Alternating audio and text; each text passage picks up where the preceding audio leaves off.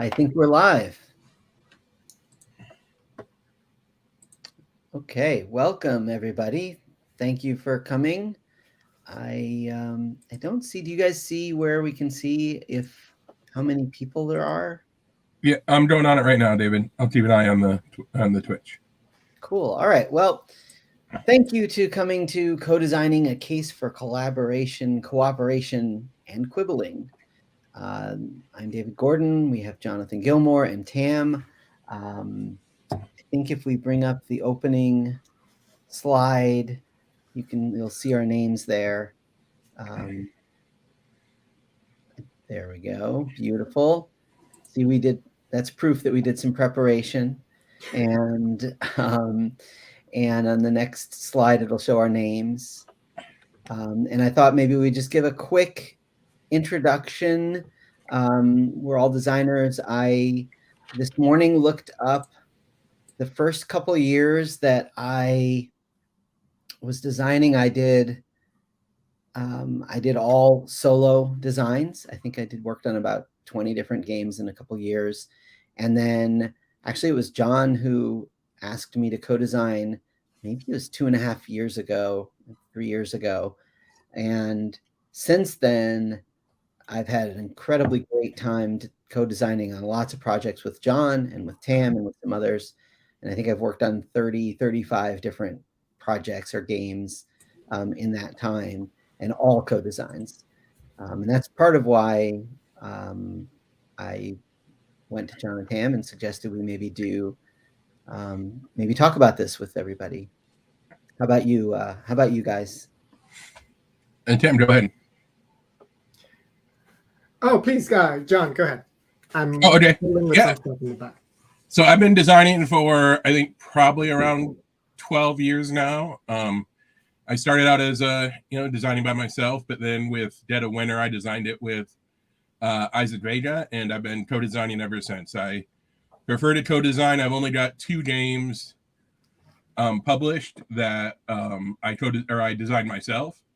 So really enjoy working with other people, and happy to talk about it today. And we can minimize the slide while we're talking. Thanks. Go ahead, Tam. Yeah, and my name is Tam, and board game design specifically is my passion. I've been designing as a hobby since I was a kid, but and always did my own designs and showed it to my cousins and friends to play, and that went on for many years.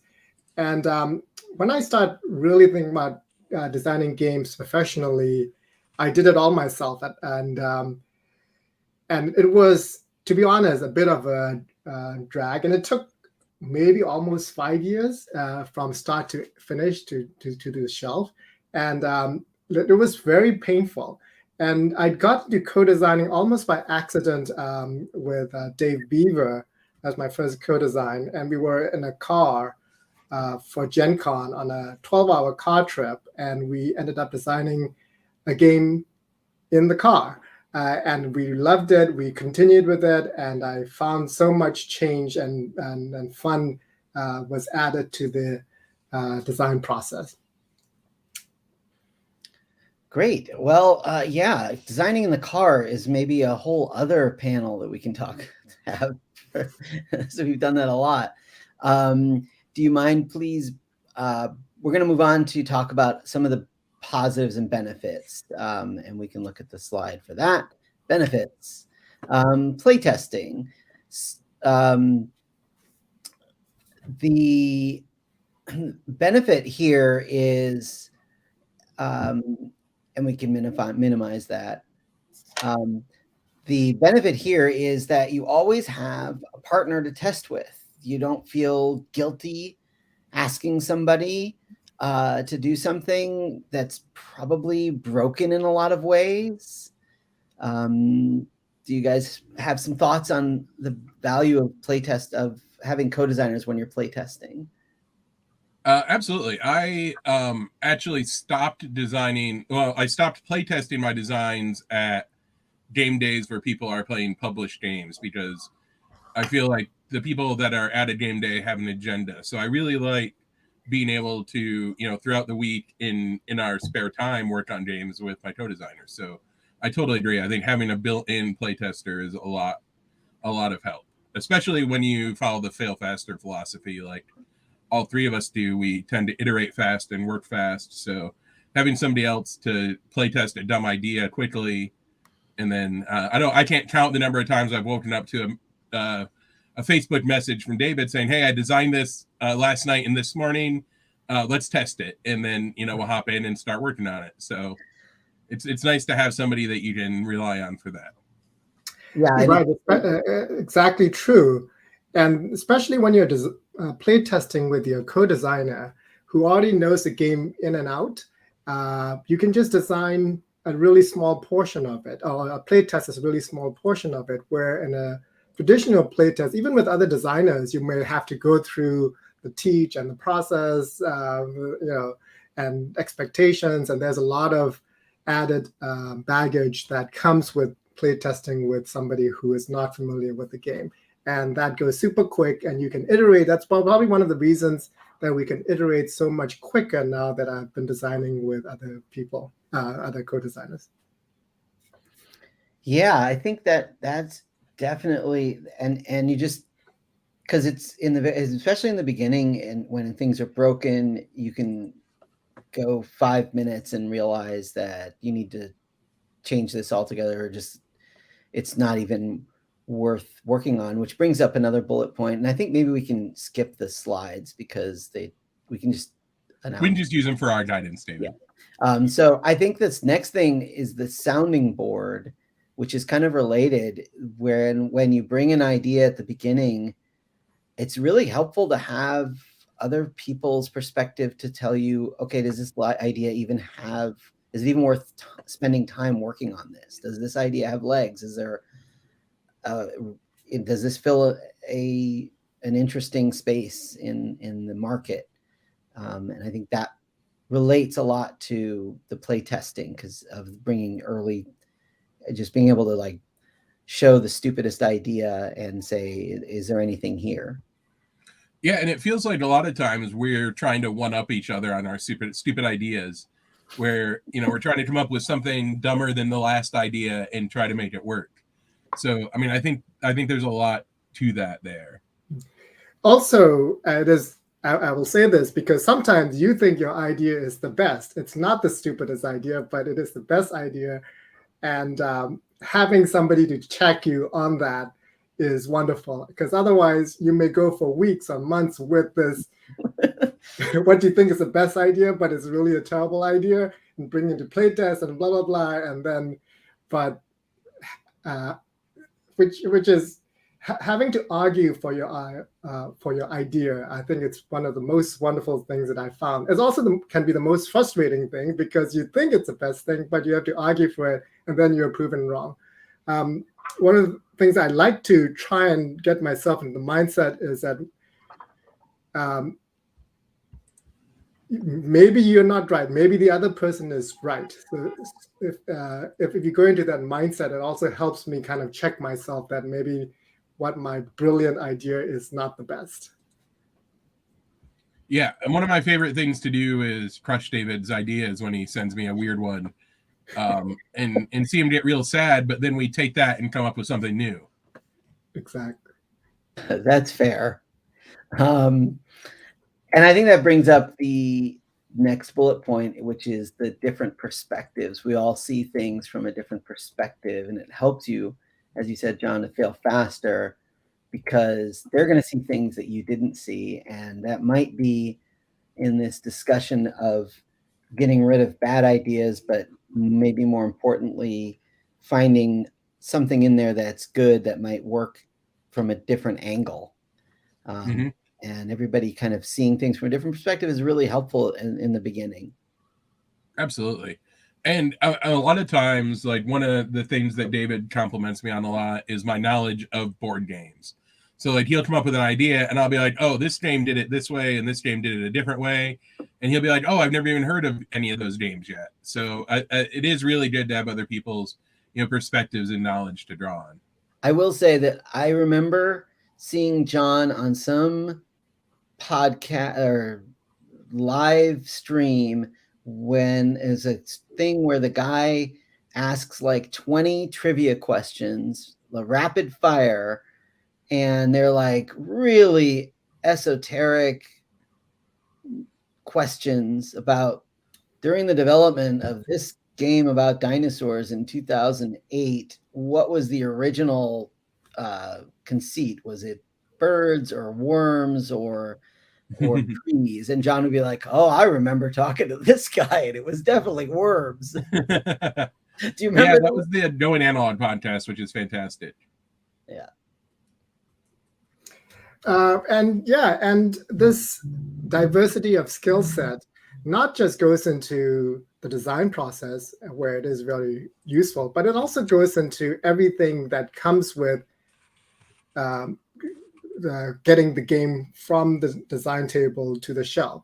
Like for instance, in our collaboration, David is very good at setting up meetings and following up with publishers and stuff like that, which I'm terrible at. So it's good to be able to have somebody who has those kinds of skills, not just in the design, but just in the whole, I guess, the development cycle of making the game. Yeah, and I guess go ahead, John. And yeah, the different skill sets is really good too, because like you said, David's very, very good at following up and harassing publishers, which is the thing that I hate to do. So he's got a spreadsheet with all his projects, and he's constantly following up.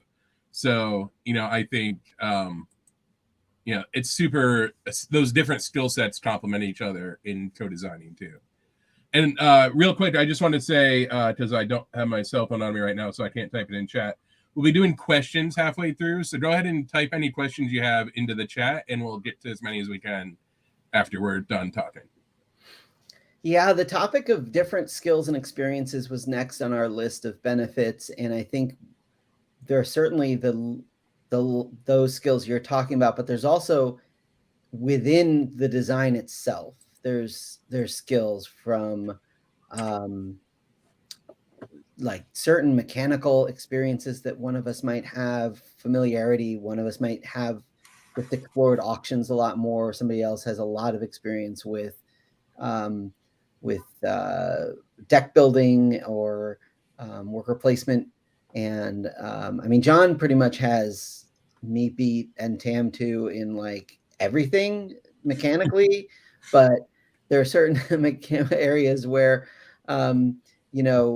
one of us might have a stronger interest or have thoughts on. But and Tam is amazing with graphic design too, which is another skill set too. Yeah. The next bullet point on our list is fun. It's really, I have found it to be a lot of fun to collaborate. And when I'm working on a design myself, it's fine and interesting, but I really want to share it with somebody. And I think that we're all kind of doing this. We're not doing this really to be wealthy, and we're doing it for the experience and doing it for the process, and having the interaction, I think, really helps make the process more fun. Yeah, I think it's a really great excuse to spend time with people that you enjoy spending time with. Like I love our chats whenever we can have them, and I think with my other friends that I co-design with, I think it's always a good excuse to hang out. Like, why don't you come down on the weekend and we'll work on this game for a few hours and then play some other stuff. Right. The design process, I think that is true for me, and that is also true for a lot of designers, is a fun process. We are in this creative field because we want to do creative things. And making a game in itself, it has intrinsic value. Doesn't matter if the game hits the shelves or makes it to market, just having to make something together is an enjoyable experience. Mm-hmm. And I think that kind of goes hand in hand with the next bullet point, which was drive. Having somebody that you're working with create some urgency to your tasks. if you have a meeting scheduled, you're more likely to complete the task you set yourself. Whereas if you're just working on your own, you might say, oh, well, I'll just test this next week. But if you have a meeting scheduled, you're going to get those cards updated and put them up and iterate the next iteration. So I think it helps propel the project forward. Having a partner, someone you answer to. Yeah, I think accountability is a really huge part of it. Having, somebody that you answer to and somebody else just to keep you in check on your ideas, and also to make sure that you're getting the things done. If we have a co-design and I'm not getting things done, David will let me know or be like, hey, can you wrap this part up? I can't handle it right now. So that accountability is hugely valuable. Because if I'm solo designing, like if I get bored with a game, I'm just not going to do it. But if I'm bored with a game that Tam and I are working on, Tam may say, hey, let's get back to this and work on it. So that's pretty big. Our next bullet point was next point in the benefits was networking. And I think this has kind of become more in the very beginning. I think, John just like knew everybody. Tam knows everybody as well. I didn't know anyone. I knew a few people, especially in the publishing world. And but I think now that we've kind of developed relationships, it's really useful in our thinking about who we're going to pitch to be able to say, I think this would be a good fit for this particular person. It's more likely that we'll know who it makes sense to approach about a certain game, because we just have more, we know a combined number of people is more than just one person knowing people. Right. And that goes for not just for the pitching, but also, maybe you're working on a project where, I know this somebody who had worked on a similar thing or have more experience with this mechanic, and maybe we can invite him to take a look at it. So the more heads I think that you can draw on, the better the opportunity for a successful product that you have. Yeah, and getting a variety of play testers. The more people working, all of the people I know who might play test, plus all the people my partner might know, is greater than either of those. We can come back to some more benefits. I want to touch a little bit on some of the challenges we've had, or the challenges that can happen. Does anybody want to talk about scheduling as a challenge? I think that's... Yeah, I'm bad at it. I'm real bad at it, and David will tell everybody that. If it doesn't live on my calendar, I don't know about it. So, we had to really try to discipline ourselves to make sure that, when we arranged a meeting, we sent each other a meeting request, or, if David says, hey, can we talk sometime Thursday? Like, if I don't schedule that right then, it's immediately out of my mind.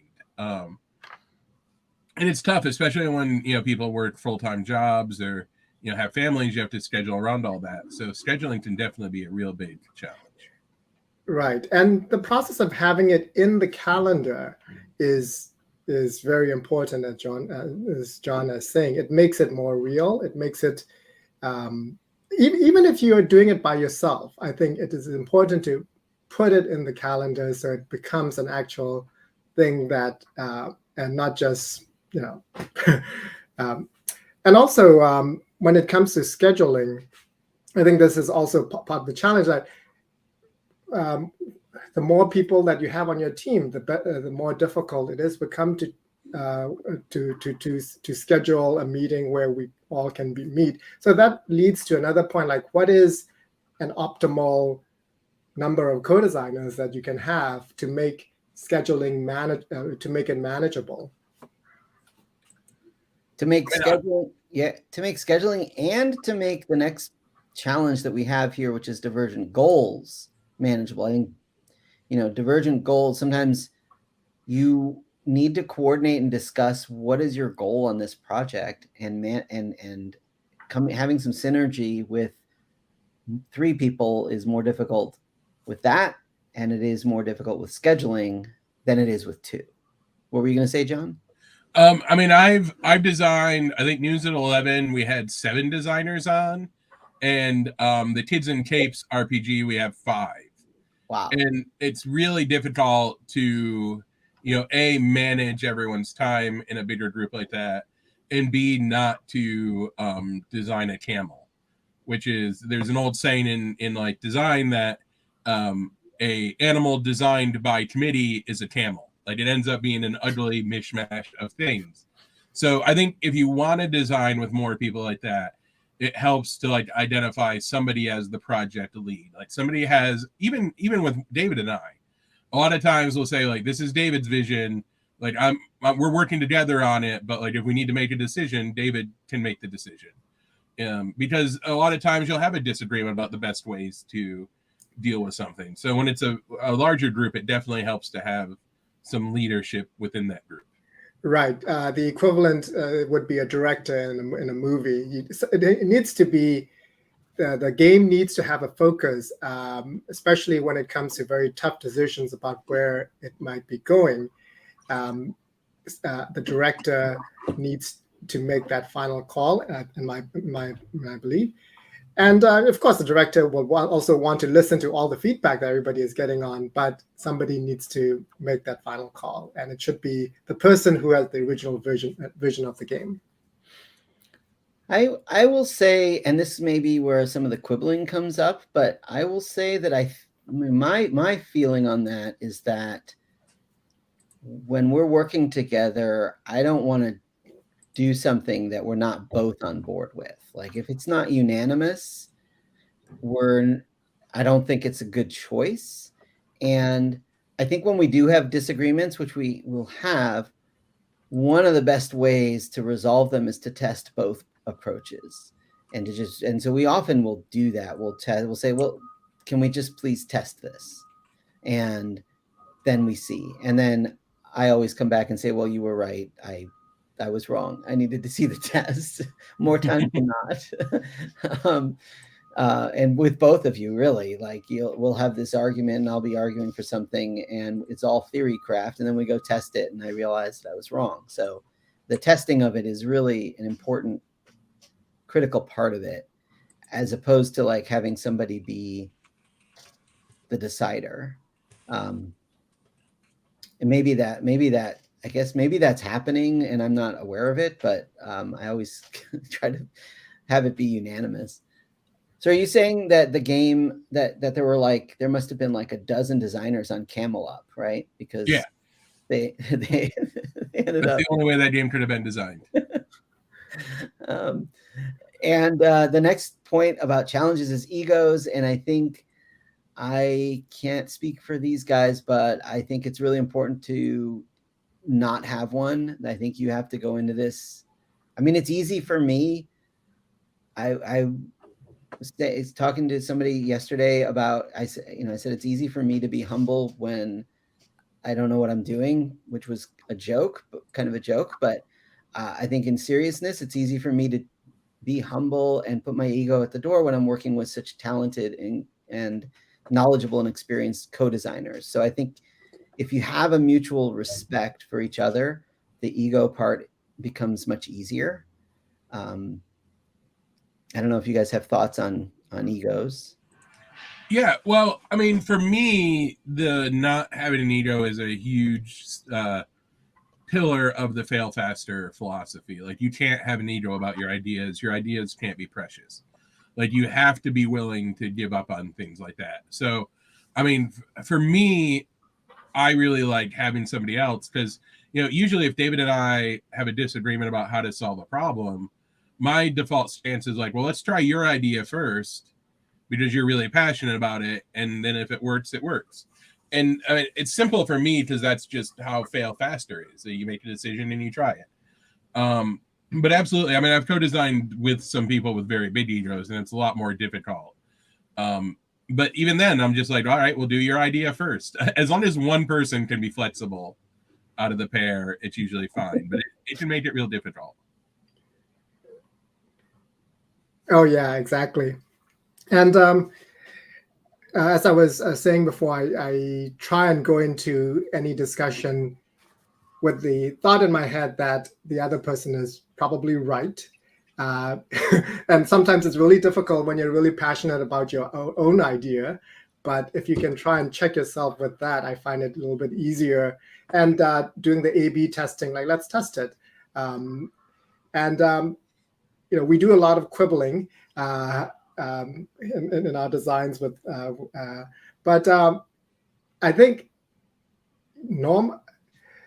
after the discussion, and sometimes it can be heated discussions of why we want this or that, resolving it with a playtest is sometimes the quickest and the easiest way of finding out what works.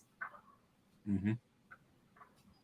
Yeah, and I think sometimes it's easier said than done, because sometimes resolving it with a playtest means you have to redo all the cards, or you have to come up with a whole new prototype that changes a lot of things.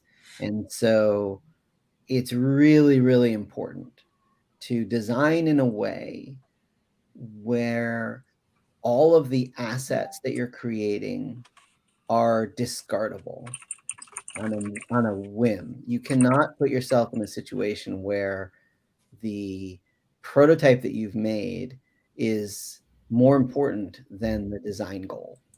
I think that's a really important lesson that I know I learned very early on, and hold very true today. Mm-hmm.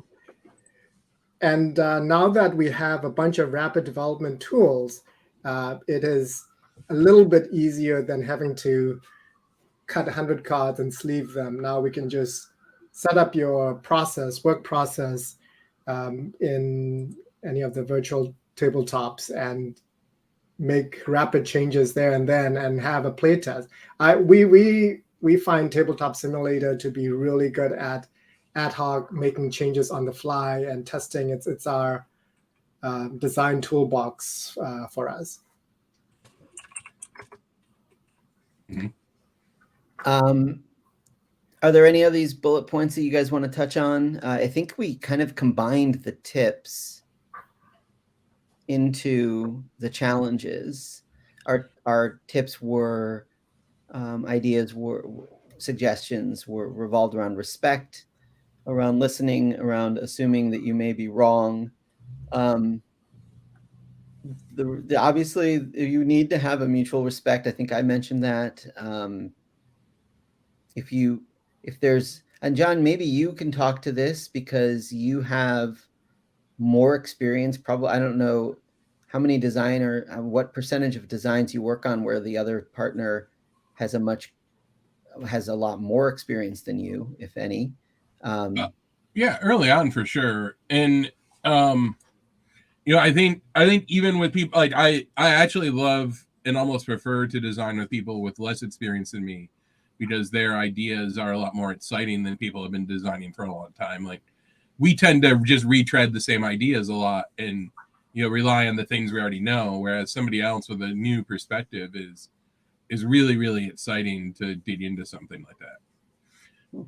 And I think also I try to treat every co-design like a relationship, because it really is. Like, you need to listen to your design partner. You need to care about their feelings, and you need to make steps to make sure that they feel like they're validated in the relationship and they're appreciated. So I think that's pretty important.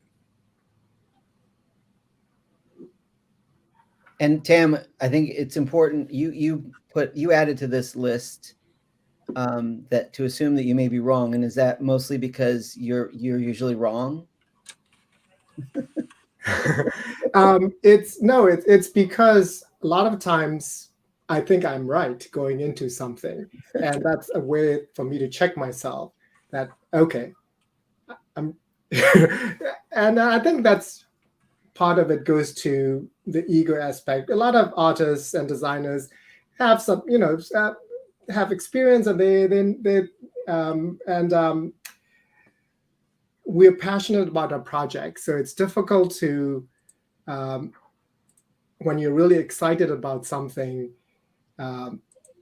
it's easy to think this is the way that it should be done, and I use that technique to listen to others. It's about listening to what other people might have, where something that you are probably not thinking about and should be thinking about. Yeah, I work on that a lot. Like I think that's a great point. Assuming that you might be wrong is something that really can, I think you should do even if you're working alone. But especially when you're having a dispute, like sometimes somebody will say something and it'll like change the entire way that you look at a project, and consider changing something you never considered changing, or didn't think was broken. But you have to be willing to do that. You have to be willing to scrap anything, any part of it. You have to be willing to scrap it, or at least test scrapping it, in my opinion. Yeah, I mean, just a general good litmus test for me is always in a design. We'll try cutting something, and if you don't miss it, then it wasn't worth having there. So having somebody else, suggest that can be a lot easier than doing it yourself, because we're all adverse to killing our darlings. We all have things that we absolutely love about every one of our designs. So having somebody say, well, I think let's just try it without this auction mechanic and see if the game's still fun, if it's just a drafting game. And that can give you a lot of really good perspective on things. So I would love to open up to some questions. I don't see any now. Yeah, if anybody has questions, please toss them in the chat. I have a question, John. Yeah. Do you remember anything in your co-designs where you thought it was a great idea, but a co-designer changed your mind Yeah, there were two big ones with Dead of Winter that I can talk about. Like there were two very big systems that I felt were absolutely essential to the game that I learned a lot when we cut those, because I was very passionate and advocated both of them. It used to have a much more in-depth combat system that we cut out relatively early in the process. And then the other one was we had this really interesting, everybody knows the bite die or the exposure die from Dead of Winter, the 12-sided one that can instant kill your characters. That used to be a deck of cards that had a lot more texture to it. Like there weren't just 3 results. There were a few different results. And whenever your characters got wounded, you like tucked the cards underneath them. So like you got to see people like taking a bunch of wounds, and it added a lot of suspicion to the game. And when Isaac advocated for cutting that and replacing it with a single die, I was like, there's no way a die can work as good as this card system. But as soon as I play tested, I was like, this is exactly what it needed. Like it needed this huge streamlining. How about you, David? I've been trying to think of specific examples. There are just probably so many of them. I mean, if we, I probably should have done a better job like preparing some examples. Can you think of anything in Crafting the Cosmos that we did? Oh yeah, well, you had this in our original design session in the car, and we need to have a carpool co-design podcast soon. So the initial idea for Crafting the Cosmos that David and I collaborated on came in another drive to a game convention. And David's original idea was to have exploding boards, like where the boards kind of expand with the galaxy or something like that. It was very fascinating, but we were like, how are we going to do this thing? This is going to be unmanageable. And I think I argued a lot for not doing it, and you really wanted it. I at least wanted the. I still think like I don't know. I'm not going to change it now. I know it was one of your darlings, and you bring it up all the time. So yes, Yeah, it may have been. Yeah, I don't know. If you have to cut your darling, you can at least bring it up all the time and talk about it. Absolutely. Dylan has a great question. I'd love to hear if any of you have any advice on finding potential design partners for those of us that aren't really working in the industry. For me, I get approached all the time, and I also approach people. Like if David and I started co-designing together because I was consulting with him, and he was paying me to help him with some code or with some designs that he was working on, and I played one. And I was like, David, this game's really great. Like, I have some ideas, and I'd love to work together on it with you. So, like, if you're attending, playtesting events and playtesting people's games, don't be afraid to ask. Like, hey, are you interested in a co-designer? And the Facebook groups and Discord servers are all really great too, because there's a lot of designers out there that are struggling with the same, thing you are, and a lot of more experienced designers that like to mentor new designers as well. That's why I co-design with a lot of new people. So, if somebody sends me, hey, I have a design, would you be interested in co-designing it? I almost always say, yeah, let's at least take a look at it. And, I can give you some advice, even if I don't have the bandwidth to do it. I think another really great thing to try is I would find a design playtesting group in your area. I don't know where you live, but there are some in just about every town. I mean, our friend Chris just moved to Detroit, and they're forming one there. And not that Detroit's like some tiny town, but I mean, there are playtesting groups pretty much everywhere. And if there aren't any in your local area, there are definitely some online. There are lots online that you can be part of. But I have, like, even just 2 weeks ago, I was at a local design group, and we started talking about an idea, and someone else in the group was really interested. And afterwards we stayed late and we just started working on it. And I'm like, do you want to work on this? And we started working on it. I think one time I was at a design group, and somebody made a joke, and I turned to Tam and I said, that joke could be the basis of a game. And we started working on that game.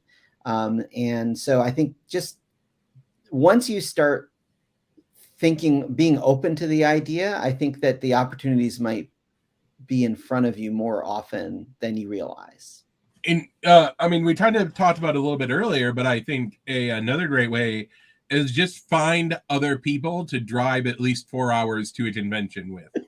Like, I guarantee you, if you put 5 gamers in a car and drive 4 hours, at least 2 of them will co-design a game within that process, and you at least come up with an initial concept. So wait a minute, you're saying that when Tam and I drive 14 hours, we could have just driven 4 hours?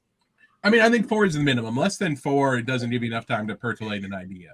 We should just go around New York in a car for about 4-hour drive. Yeah.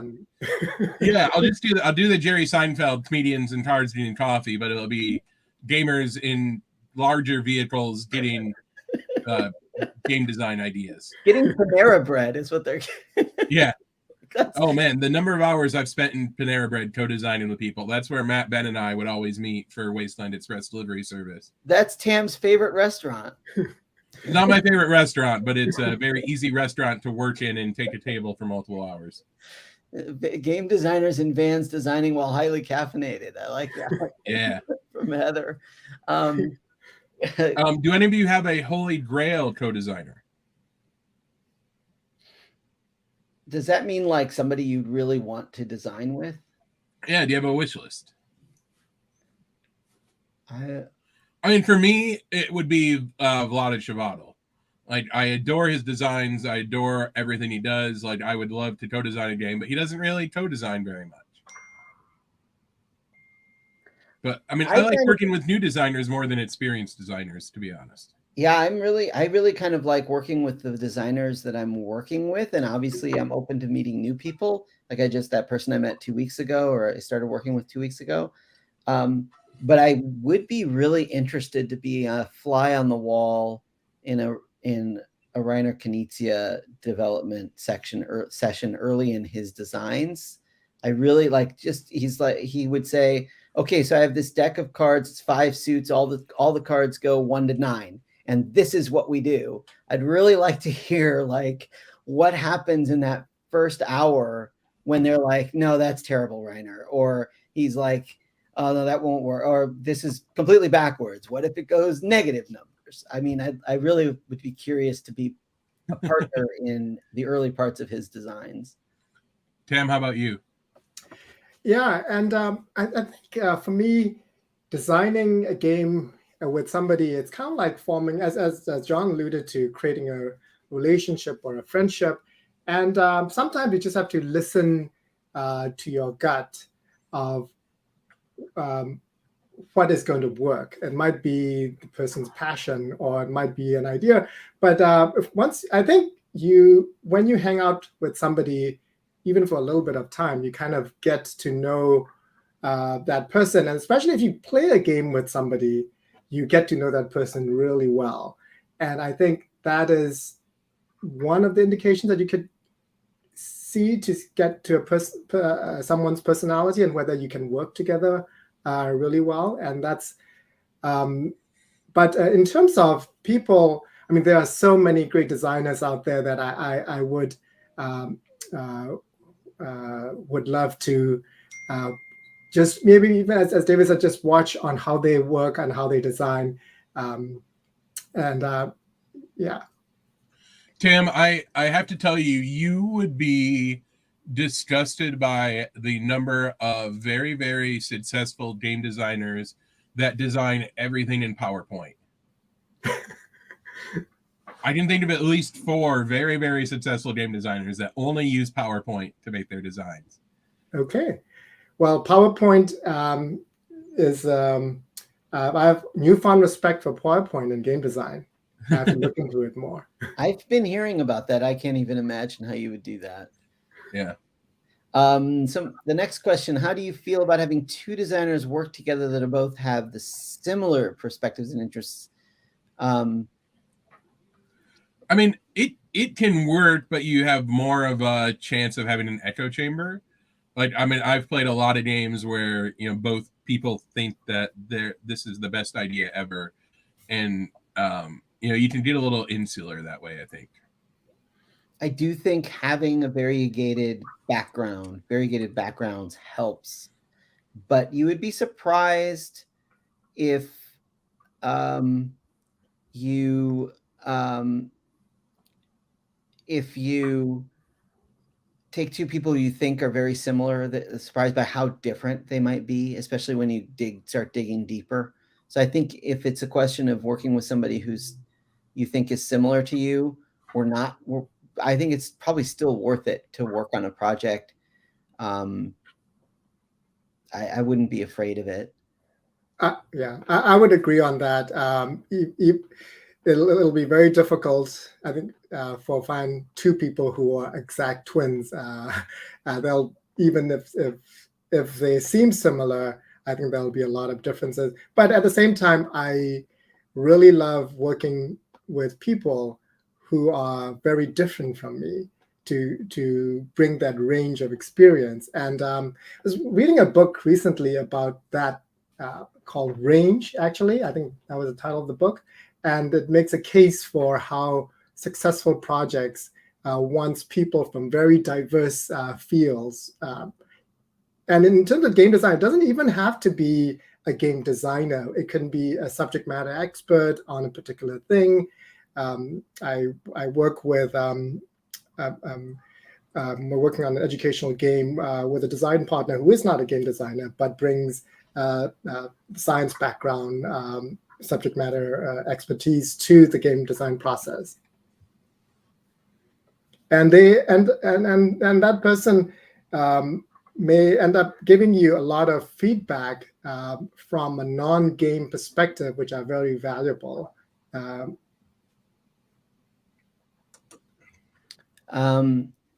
I'm seeing, let's see, I'm gonna just read Dylan, coming from a writing background, requests to co-write in Discord servers often mean I'm looking for someone to do the lion's share of the writing.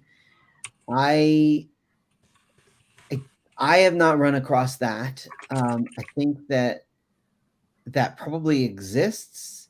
I mean, David, you tend to do the lion's share of the design work in our relationship. I'm not gonna lie. Like, but you're not coming to me looking for someone to do the lion's share, right? Yeah. I'm doing, if I do the lion's share of work, it's because I'm choosing to do it. And I think Tam does that with me. Tam actually does a lot more of the graphics, and it depends on the game though, actually. I mean, certain games, every game might be different, right? Certain games I'll do more. John, sometimes you'll have done a lot already. Or Tam, sometimes you'll do more, and sometimes I will in different parts of it. Well, and I think that it's also like a big part of the, like, how to have a healthy relationship with somebody. If your partner's like, hey, I'm really overloaded and I can't, do this thing, like I don't have time to go to the bank and deal with this, can you do it? Like, then yeah, that's just like, if you're conversational and upfront about that, like there will be times where one person carries more of the load than the other. But you try to make that fair, and make sure everybody feels appreciated. For me, like I always advocate full, split right down the middle on game designs. Even if the labor's not, I accept that since everybody's bringing something to the table, everybody should, be rewarded evenly. I know a lot of other people will be like, well, I did the majority of the work, so I want 60 and you want 40. Like, I don't want that conversation. Like, I want everybody to feel invested in the game, and, I'm happy to, just do it the easy way. But, I think as long as everybody feels validated. Right. And I totally agree with that. I also believe in splitting the rewards, if ever there will be rewards, very evenly, because there's always going to be difference in what you put into the game. It could be design hours, it could be iteration of graphics work, it could be playtesting, it could be networking. So it's very ambiguous, and it's very difficult to split up. And it might even bleed out into other projects, because this will probably not be the only project that you're working on. There may be other projects. So it's over that whole course of a relationship, it's very difficult to split out, who did what and how you should be compensated for it. So I think for that really reason, I think I think structuring it that way. I think that's easy for you to say as the person who took the extra penny when we split that three-way advance. No, yeah, splitting it even in my prior life, I've had a lot of business partners in ventures, and it's always better to split 50-50. And the moment that somebody starts feeling resentment, it's probably not a healthy partnership anymore, and that's a good sign to move on. Or talk about it. Like, as soon as you start feeling that you're carrying too much load and it's unfair, like, have that discussion. Yeah. And I think also, like, it reminds me of my dad used to tell this joke about a big, this guy who owned a huge steamship, a boat, and it wasn't working. And so he hired a repair person to come. The repair person looked down at all the pipes underneath and went over to one of the pipes and hit it with a hammer. And then all of a sudden the boat started up and started working. And the guy said, wow, that's amazing. What do I owe you? And he said, $1,000. And he said, $1,000? What is that for? Can you itemize that? And he said, sure. And the itemized bill was hitting the pipe with a hammer, $1. Knowing where to hit, $999. So sometimes it's not the work that you're doing in the moment that is all of your value to a project. And so the amount of value that you might get transcends the literal hours that you're working on a project. I see we only have about 8 minutes left. Are there any specific questions that you want to pull out to answer, John or Tam? We have one question here. Yeah. What hard skills do you think are necessary for co-designing? Prototyping, graphic design skills. Yeah, I mean, as far as the hard skills go, like I'm a big advocate, and again, it's part of the fail fast design. Like, you don't need to have any skills to design a game. You just have to have an idea and a willingness to push through that idea until it becomes good. So, like, if you're waiting to learn those skills to design your first game, absolutely don't. It is nice to have somebody that's good at graphic design or good at something else, but if you and your co-designer are local, I've designed the majority of my games on slips of paper, just slid into card sleeves and index cards and big sheets of paper. Like, don't let those things hold you up. I would totally agree. Yeah, there are no skills. There will. I mean, it is nice to have people in your team that has some of those skills, but not everybody. And in fact, it is better if not everybody has them, because then you'll have probably other skills that the range would be bigger for your team. Yeah, and what might be a skill that you have with one partner might not be the skill you have with a different partner. So if you have a partner who's really, really great at one thing, they might be the one with the skill. And then you have a different partner, and that skill is your skill there. So I think just kind of talking about what parts of the job, and really it's about the prototyping. I guess when you get down to making sell sheets and pitching, there are different tasks that you want to just figure out, well, who's more comfortable doing X and who's more comfortable doing Y. And sometimes if neither of you are, then you just, flip a coin. Yeah. What published games other than your own are co-designs like you like or inspired you? Like you like or inspired you? A good question. So I'm a huge fan of the two Brunos. They usually tend to do a lot of stuff. Bruno Mablanc and Bruno Cathala. I tend to really like the things they do. Who are some of everyone else's? I don't know off the top of my head. I know there are several that I've looked at recently, and I'm like, wow, that's impressive. There was one that was a triple co-design recently that I was looking at. Jay and Sen are another two. They design under the Mimboozle brothers. I mean, they've done Belfort and a ton of other really great games.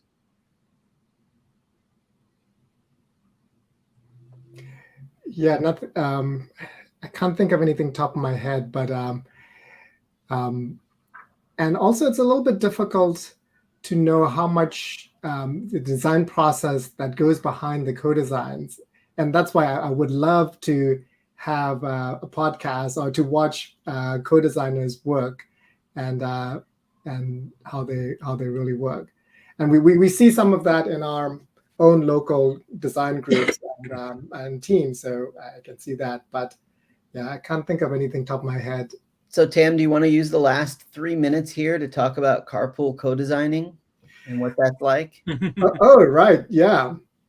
So David and I have been, and along with other designers, have been going on several long drives to game conventions. And that's usually when we come up with our initial game ideas. And that has been really helpful because you are locked in the car and nothing better to do, and the hours just fly away. I think that trip to Gen Con, the 12-hour trip, felt like 6 or something like that. Yeah. Oh yeah. 3, 2, 1, Gobi. We made that on that. That was so on that trip well, wait, that was no. So the Gen Con one was the one where we worked on 3, 2, 1 Gobi was FuseCon. Saga, and Because I played the first version of it. No, I think 3-2-1 Gobi was on the way to with Origins. Lenny. Yeah. Yes, with a Lenny. We picked up a Lenny, and so we were driving to Origins from New York, and we go through Pittsburgh, and Tam said, well, my friend Eleni lives in Pittsburgh. Why don't we go say hi and have a cup of coffee? And we did. And she basically just got in the car and went with us to Origins for the weekend. And on the way, we were working on this idea for 3-2-1 Gobi. And while they were inside getting her stuff, I thought of a new possible mechanic, and then the game completely unfolded on the way there, and we had a prototype that we tested that night, which I think is what Heather is remembering here in the in the chat. So that was a good example, and it's great. It's better than a podcast, than sitting there listening to a podcast. But and then we got the idea of making it into a podcast, but we have to figure out how to drill down 6 hours, condense on it into 30-minute podcast. That's the challenge. I think my favorite car design was with Daryl Andrews on the way back from Keatway to the West. We had stopped somewhere to get pizza, and we were co-designing in the car, and he started like sketching out the board on the lid of the pizza box. And I still have the pizza box in my office years later for when we revisit that design.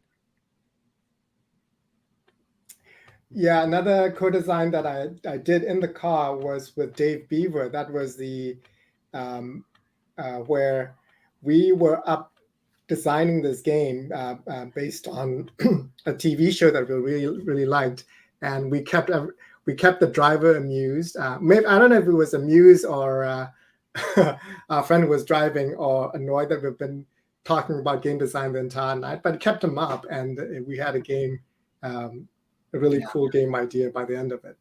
And there was I think maybe this is the last time for one more, but the way up to QsCon, when you and I and Chris Chan and I think Joe Biz was in the car as well, we actually came up with 3 game ideas on this 4-hour trip.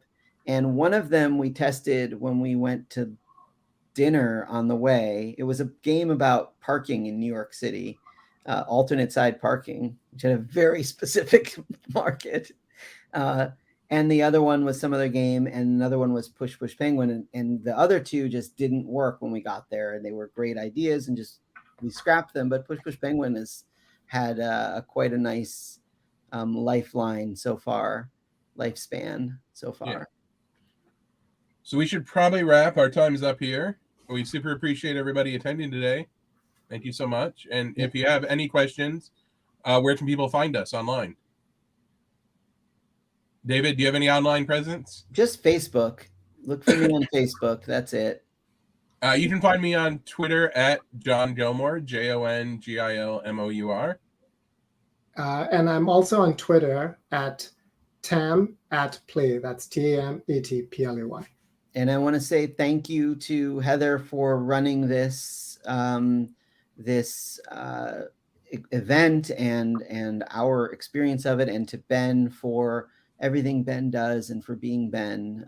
Really appreciate all the work you guys do. It's pretty impressive. Yes, thank you all so much. Have a good day, everybody. Enjoy NunPub.